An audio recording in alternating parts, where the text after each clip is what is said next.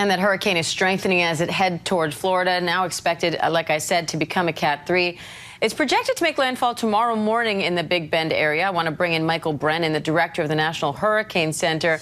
Michael, can you walk us through how this hurricane is expected to impact not only the Gulf Coast, but also Central and North Florida?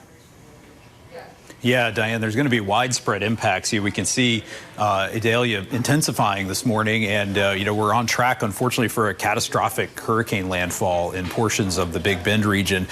We mentioned the biggest concern, like you were just talking about, is the storm surge. We could see inundation of 10 to 15 feet above ground level with destructive waves on top of that in places like Citrus, Levy, Dixie, Taylor counties. I mean, people are going door to door asking people to evacuate in these areas, and we really urge people to do so today. This is going to be your last chance to get out. Conditions are going to really deteriorate as we go overnight tonight.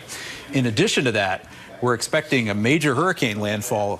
From a wind perspective, we're going to have destructive winds near the core where it comes on shore somewhere in the Big Bend area, and then an inland wind event as this hurricane moves quickly inland across North Florida into South Georgia. We have hurricane warnings in effect in places like Valdosta, Tallahassee, up here into portions of the northern Florida peninsula. So there's going to be significant wind impacts, potentially long duration power outages. So people are going to want to be in their safe place by tonight. And then we're also going to see significant rainfall impacts. Everywhere you see here in red has a substantial risk of at least isolated significant flash flooding from rainfall, all the way from places like Jacksonville, Savannah, Charleston, up to Wilmington as we go into the middle and later portions of the week.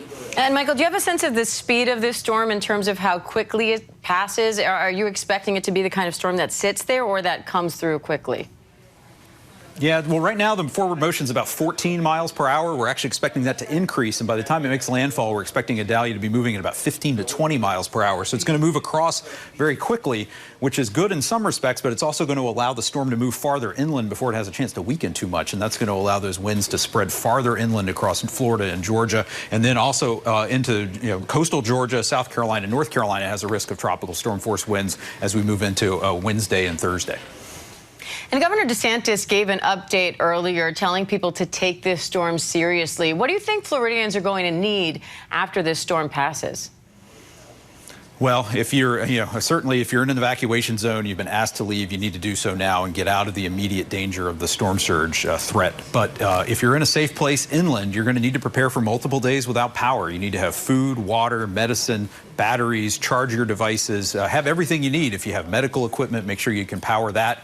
We want to emphasize post-storm safety. We lose almost as many people after these significant hurricane landfalls from things like accidents, carbon monoxide poisoning from improper generator use, car accidents, falls, electrocutions, post-storm heat. So again, people need to be safe after the storm, and you're not going to want to stay in these evacuation zones in a devastated area. There may not be emergency services or people able to come help you if you have an accident or an issue. So it's just another reason to follow those evacuation orders if you've been asked to do so.